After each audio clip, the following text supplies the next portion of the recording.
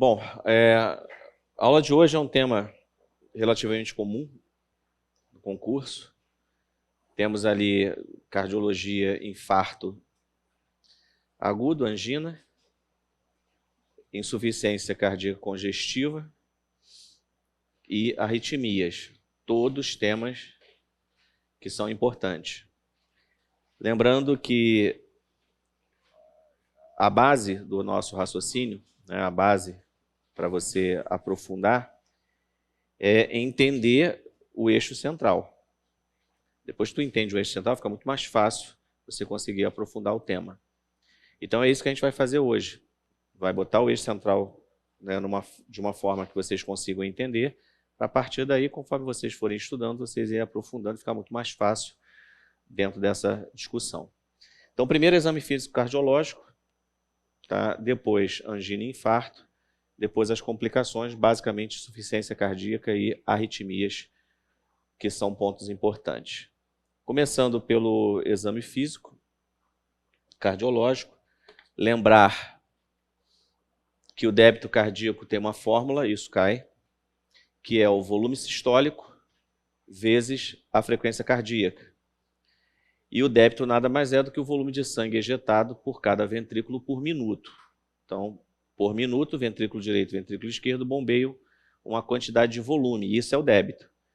E como é que eu calculo esse débito? O volume sistólico vezes a frequência cardíaca. Então, essa fórmula aqui, ela é importante. Só que o volume sistólico, tem 3 variáveis, e ele depende dessas 3 variáveis. A primeira é a pré-carga, a segunda é a pós-carga, e a terceira é a contratilidade. Então, isso é ponto que a gente precisa estar sempre de olho. Bom, hoje eu vou falar de morfina. Morfina é um analgésico potente, principal droga do infarto. É um analgésico potente, diminui a ansiedade por controlar a dor. E a morfina, ela é considerada a droga do infarto, é a principal droga do infarto, porque ela, além de ser um analgésico potente, reduz pré- e pós-carga. E isso faz dela o diferencial para as outras drogas que também são analgésicas, mas não fazem essa redução de pré- e pós-carga. Então, morfina se torna a droga do infarto por ser um analgésico potente e reduzir pré- e pós-carga. Fica claro isso, gente? Absolutamente entendido? Ok? Beleza. O que é pré-carga? Hashtag foi uma pergunta. Não me ignorem. Porque até então, olha que interessante, e é isso, eu vou voltar ao início da aula, eu comentei assim, eu vou entregar para vocês o eixo central bem organizado, para que vocês possam aprofundar, né? Esse eixo central, ele passa por alguns assuntos. O exame físico cardiológico, ele traz uma dinâmica de raciocínio que vai te ajudar lá na frente. A morfina é a droga do infarto. Aí, olha que interessante, né? Quando eu falo a frase toda para vocês, a morfina é a droga do infarto porque ela é um analgésico potente, reduz a ansiedade por controlar a dor e também reduz a pré-carga e a pós-carga. Ok, eu entendi. O que é pré-carga? Não sei, mas eu entendi a frase que você falou, né? É algo dúbio, mas isso, gente, é o que eu chamo a atenção. Aqui, esse é o nosso objetivo. Trazer alguns conceitos que na faculdade não ficam claros, mas atrapalham. O enfermeiro tem verdadeiro pavor de farmacologia. Mentindo? Por que a gente tem pavor de farmacologia? Porque a gente não entende nada do que o cara fala, porque ele traz conceitos que eu não entendo. E aí, quando ele fala que eu tenho uma dopamina, né, que tem os receptores dopaminérgicos, e aí tem o dopa 1, dopa 2, acabou. Me destrói. Aí, quando a banca cobra isso na prova, te destrói. E não pode ser assim. Porque agora a gente não vai estudar a farmacologia como na faculdade, que o cara queria que você entendesse a molécula entrando na célula. Não. Agora a gente vai entender o conceito que eu preciso entender para que eu nunca mais erre isso em prova e isso não se torne um problema. Quer ver? Daqui a pouquinho eu vou mostrar um slide, eu vou falar da nitroglicerina. Nitroglicerina são os nitratos, vasodilatadores coronarianos. Fundamental no tratamento de angina / infarto. Aí o texto diz para vocês o seguinte, a nitroglicerina em doses mais baixas relaxam as veias. Em doses mais altas, relaxam as artérias. Aí ele bota um ponto e coloca assim, a nitroglicerina reduz pré-carga e pós-carga, e por isso diminui o trabalho cardíaco. Então, repara que a pré-carga e pós-carga não tem a ver só com morfina, aparece associada a outras drogas. E aí, quando você não entende o conceito, fica muito mais difícil. Vamos entender agora? Vamos? Então, larga tudo e olha para cá. O coração tem o movimento. Vamos pensar agora só em ventrículo, tá? Esquece átrio. O movimento de sístole, que é a contração. E o movimento de diástole, que é o relaxamento. Sístole, diástole. Sístole, diástole, ok? No momento em que eu faço a diástole, as fibras cardíacas têm que estirar. E nesse momento em que o músculo está relaxando, ele está abrindo espaço dentro da câmara, concordam? Dá para entender isso? Então, quando eu falo em diástole, é o estiramento da fibra para abrir espaço dentro da câmara. Aí vamos lá. Se eu tenho um bom estiramento da fibra muscular cardíaca ventricular, mais ou menos sangue vai caber aqui dentro. Mas, se eu tenho um menor estiramento, menos sangue. Ok? Deu para entender isso, gente? Então, quanto maior o grau de estiramento, maior o volume. Quanto menor o grau de estiramento, menor o volume. O que a gente está, na verdade, chegando à conclusão? O grau de estiramento determina o quanto de volume vai ter aqui dentro. Ok? Se eu estirar muito, eu vou ter muito sangue. Se eu estirar pouco, eu vou ter pouco sangue. Isso é pré-carga. Por definição, pré-carga é o grau de estiramento da fibra muscular cardíaca no final da diástole ventricular. Ou seja, o quanto ela conseguir estirar é o quanto vai caber de sangue aqui dentro. O coração fez uma excelente pré-carga. Se fez uma excelente pré-carga, estirou muito. Muito volume ou pouco volume aqui dentro? O coração fez uma excelente pré-carga. Muito volume. O coração fez uma baixa pré-carga.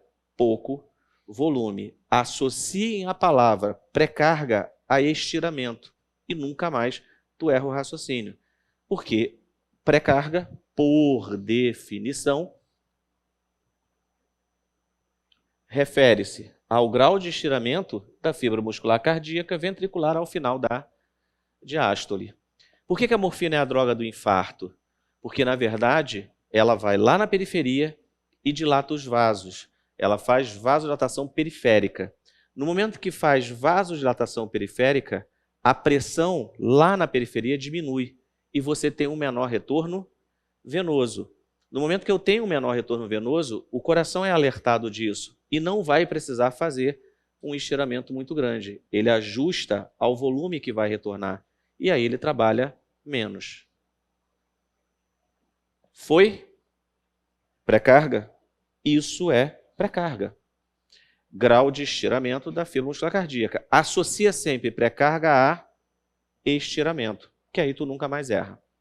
A droga aumentou a pré-carga, a droga aumentou o estiramento. Faz o músculo trabalhar mais, porque vai ter mais volume. Se tem mais volume, tem mais trabalho. A droga diminuiu a pré-carga, diminuiu o estiramento, diminuiu o volume de sangue que cabe ali e, consequentemente, o coração vai trabalhar menos, vai poupar oxigênio. Foi? Tudo bem? Maravilha.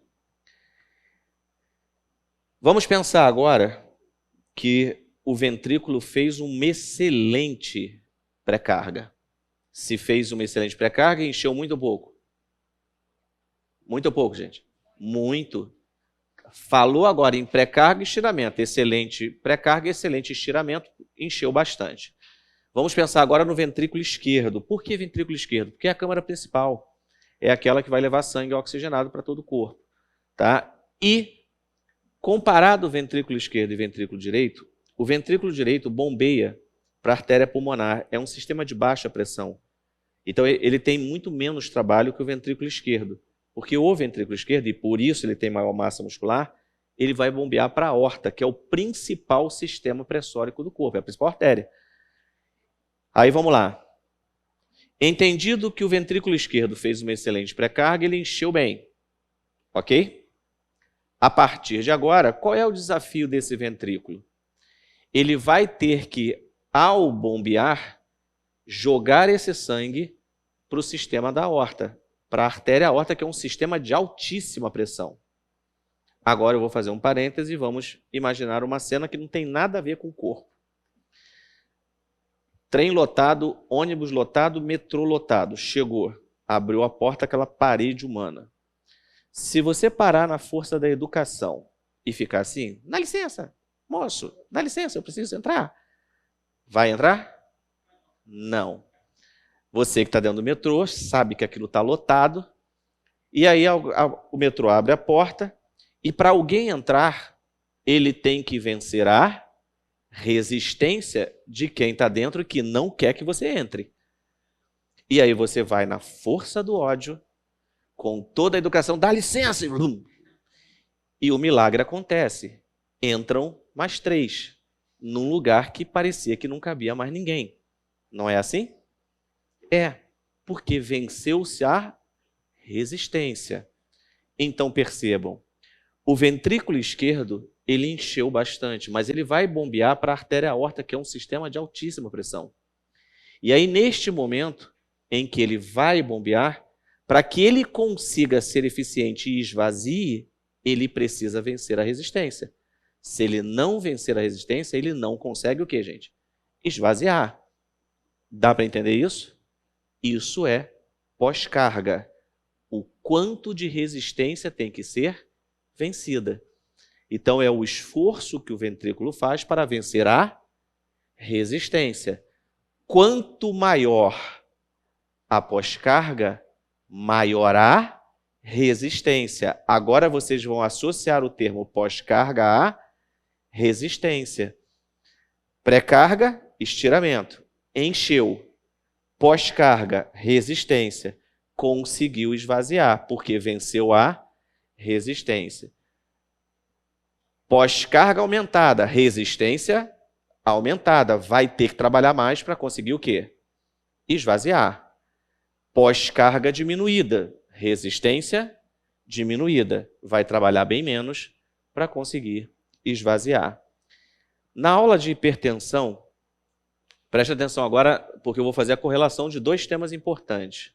Na aula de hipertensão arterial, tem lá uma informação que diz o seguinte: o paciente hipertenso não controlado, com o passar dos anos, pode fazer insuficiência cardíaca por sobrecarga de esforço.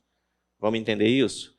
Se a pressão está aumentada, a resistência está aumentada. Para o ventrículo esvaziar, ele vai ter que fazer mais força, porque a pós-carga está aumentada. A pressão alta é pós-carga aumentada. E aí esse músculo vai fazer cada vez mais o quê? Força. Ele vai ficar assim anos, porque o cara não controlou a pressão está alta. Ele vai hipertrofiando, mas ao mesmo tempo que o músculo vai hipertrofiando, vai perdendo o quê? Força. E aí chega uma hora que ele já não consegue vencer a resistência e começa a acumular sangue dentro da câmara. Insuficiência cardíaca começa a aparecer. Pré-carga, grau de estiramento da fibra. Pós-carga, o quanto de resistência tem que ser vencida para que a gente possa esvaziar a câmara. Drogas que aumentam a pré-carga, tá? Aumentam a capacidade de enchimento de ventrículo. Drogas que diminuem a pré-carga, diminuem o enchimento. Drogas que aumentam a pós-carga, aumentam o trabalho, tá? E aumentam a capacidade do coração de ter que bombear. Drogas que diminuem a pós-carga, diminuem o trabalho cardíaco porque diminuiu a pressão, diminuiu a resistência. Antihipertensivos são drogas que diminuem a pós-carga. Vê se dá para entender agora isso. Antihipertensivo são drogas que diminuem a pós-carga. Por que diminuem a pós-carga? Porque ao diminuir a pressão, diminui a resistência. O ventrículo começa a esvaziar muito mais fácil. Drogas que fazem dilatação arterial diminuem pós-carga. Por quê? Porque diminui a pressão, diminui a resistência. Deu para entender? Ok? E aí, na definição, pós-carga ou resistência à injeção de sangue do ventrículo é a segunda determinante. O cara nem te explica. Ele só diz assim, ó, é a resistência. Foi, pessoal, pré-carga e pós-carga? A morfina é a droga do infarto. Por quê? Porque ela vasodilata a periferia e, ao fazer vasodilatação de veias na periferia, diminui o retorno venoso. Consequentemente, diminui a pré-carga, diminui o trabalho cardíaco. Mas, ao mesmo tempo, a morfina faz vasodilatação arteriolar. E se vasodilata a arteríola, o sistema arterial, vai cair a pressão. Caindo a pressão, você tem uma diminuição de pós-carga, você tem uma menor resistência, você tem um menor trabalho cardíaco. Deu para entender, gente? Foi? É só associar a partir de agora pré-carga a estiramento e pós-carga a resistência. Ok? Foi? Maravilha. Bom, do ponto de vista do exame físico, aí a terceira variável, essa eu não preciso explicar, né? É a capacidade que o músculo tem de contrair, é a contratilidade, tá? Do ponto de vista do exame físico cardiovascular, alguns termos são diferentes, gente, e a gente precisa sempre rever. Já ouviram falar em chantelasma? Pois é, esse termo começou a cair agora em prova, a gente precisa estar sempre atento, tá? Chantelasma são placas amareladas e elevadas observadas ao longo da porção nasal das pálpebras, tá? São placas amareladas que surgem acima da pálpebra e ao lado do nariz, indicando alto teor de colesterol. E onde tem aumento de colesterol, tem aumento de risco cardiovascular. Então, a gente está sempre atento a isso quando olha um paciente, quando faz a análise de um exame cardiovascular. Cianose central é outro ponto que tem que ser visto também. São pontos importantes nesse processo, porque mostra a incapacidade que o organismo tem de oxigenar. Na apostila de vocês, para que vocês não fiquem muito perdidos, tá? Essa parte aí está lá no finalzinho da página 1, mas antes eu ainda vou falar de um negócio que tem anterior, tá? É que eu misturo mesmo. E o chantelasma está no início da página 2. Eu sei que você gosta de acompanhar a apostila, não sei o quê, então, no início da página 2 ali tem o chantelasma, tá certo? Mas, como eu sempre digo, tudo que eu falo aqui está na apostila, depois é só chegar em casa e conseguir entender. Bem, existe uma coisa chamada dispneia, paroxístole noturno e ortopneia. Isso eu vou tratar daqui a pouquinho. Mas antes, eu queria falar um pouquinho sobre essa pressão aqui, aproveitando que a gente está na parte cardiovascular, porque isso aí pode cair por algumas formas, de algumas formas. Pressão diferencial. Nomes que isso aí pode aparecer em concurso. Dessa forma, pressão diferencial, ou chamada pressão de pulso. Tá? E aí, às vezes tu pega a questão e fala assim, aí o cara fala assim, ó, o paciente está na terapia intensiva, em bomba infusora, com dopamina, só falta falar que está ferrado. Aí ele descreve o paciente e no final ele bota assim, ó, a PVC desse paciente é tanto, a PAM é de tanto, tá? Tá com catéter vesical com débito urinário de tanto, a gasometria, o cara te dá a gasometria do paciente e fala assim, a pressão sistólica e a diastólica, a pressão arterial do paciente, sistólica e diastólica, é de tanto. Aí depois de um texto bem longo ele pergunta assim, a pressão de pulso desse paciente é 2 pontos. Se você não sabe o que é pressão de pulso, se você não sabe o que é pressão diferencial, tu não consegue entender aquele bando de dados. E, na verdade, o bando de dados é só para confundir. Porque pressão diferencial nada mais é do que sistólica menos diastólica. É você diminuir a pressão sistólica da diastólica. E a pressão diferencial, chamada pressão de pulso, ela se correlaciona bem com o volume do débito cardíaco. Então, quando você fala de pressão diferencial, você está falando de entender rapidamente o débito cardíaco de um paciente, ou seja, o volume de circulante. Então, vamos lá. Se você tem uma pressão de 120 por 80, 120 por 80, qual é a pressão de pulso desse paciente? 120 por 80. É só pegar o 120 e diminuir de 80. E aí nós vamos encontrar 40. Ou seja, a pressão de pulso normal é de 30 a 40. E como ela se correlaciona bem com volemia, é um raciocínio muito rápido. Abaixo de 30, você teria baixa de volume, ou seja, você teria uma hipovolemia. E acima de 40, uma sobrecarga.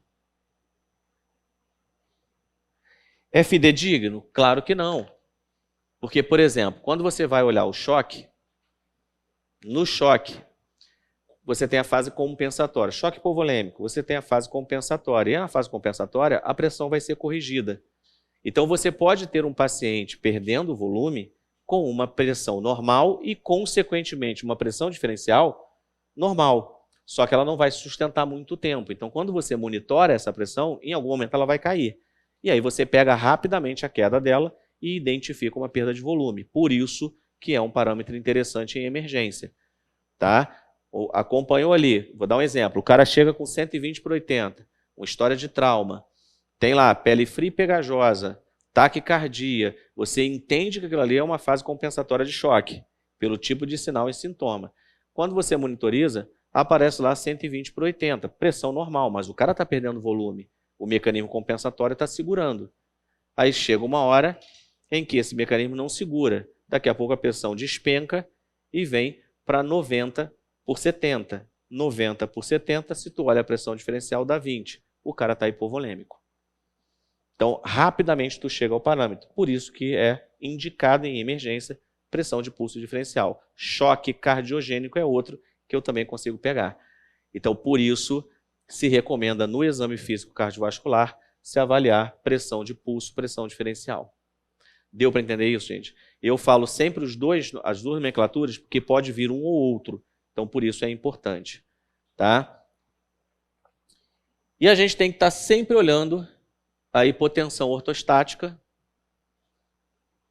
que alguns grupos populacionais fazem.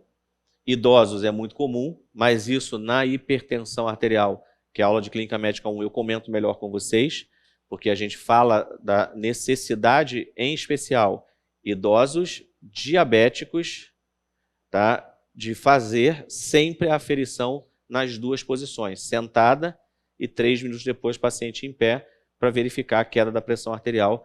E se tiver uma queda sistólica, consiste na queda prolongada de no mínimo 20 milímetros na sistólica ou 10 milímetros na diastólica. Se o paciente estava sentado, levantou, 3 minutos depois da verificação dele sentado, ele levanta, você verifica a pressão e tem uma queda de mais de 20 milímetros na sistólica ou 10 na diastólica, isso é considerado hipotensão ortostática. Qual é o problema? O sistema não está conseguindo manter a alteração de postural em relação à pressão. Isso pode alterar a perfusão tecidual. Tá? Isso altera a perfusão. Antes da gente prosseguir, eu agora vou retornar na apostila, porque tem uma parte que ela é mais respiratória, mas ela se cruza com a parte cardíaca. Aí na página 1,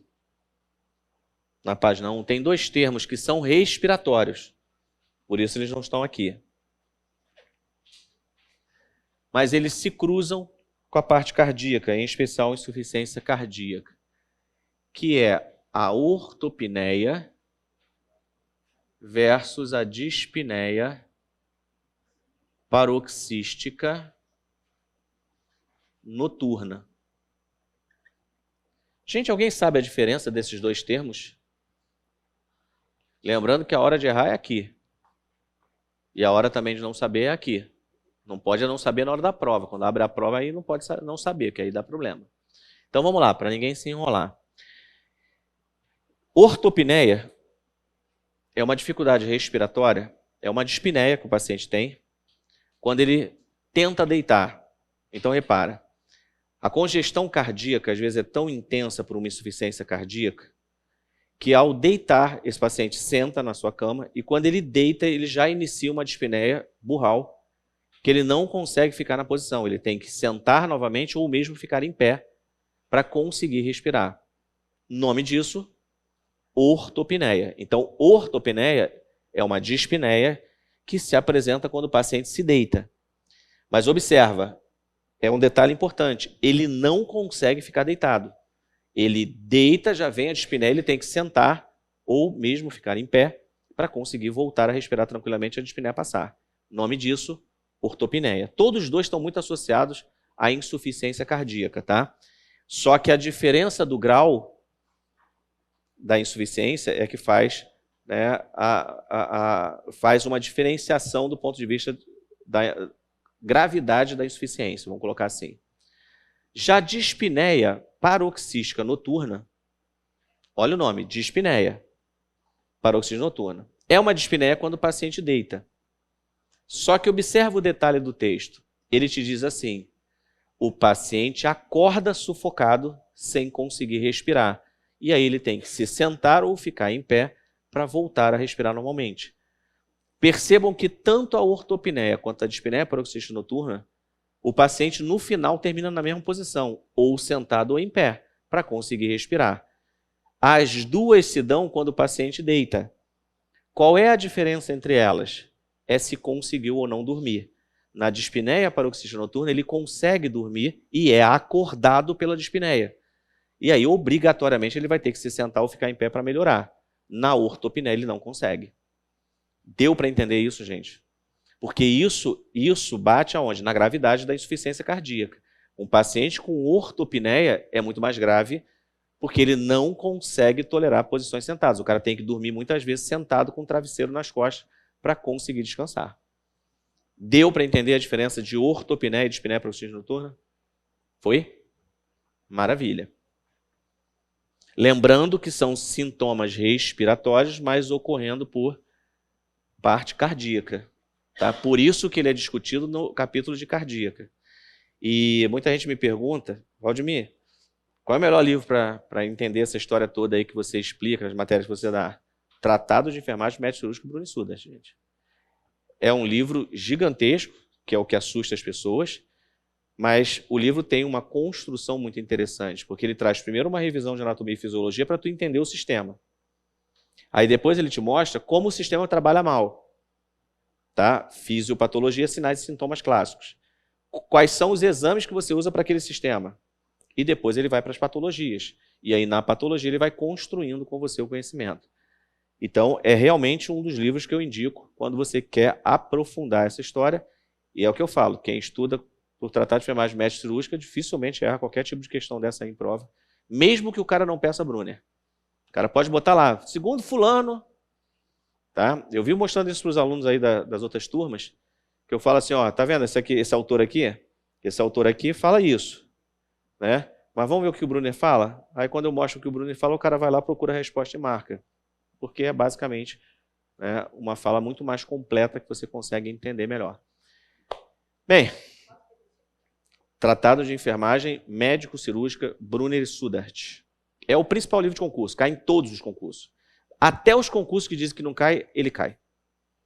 Porque, por exemplo, tem concurso que fala assim, vou botar, não peço Brunner, eu peço Patrícia Potter, que é um livro de fundamentos de enfermagem. Aí quando tu vai para Patrícia Potter e abre Patrícia Potter, tá cheio de referência assim, Brunner e Sudart, Brunner e Sudart, Brunner e Sudart, Brunner e Sudart. O livro inteiro é Brunner e Sudart. Só que é um livro que realmente exige uma dedicação, porque é um livro bem completo. Bem, e um detalhe, não estou ganhando nada da editora, tá? Nem livro de graça eu ganho. Mas eu indico porque eu sei que é bom.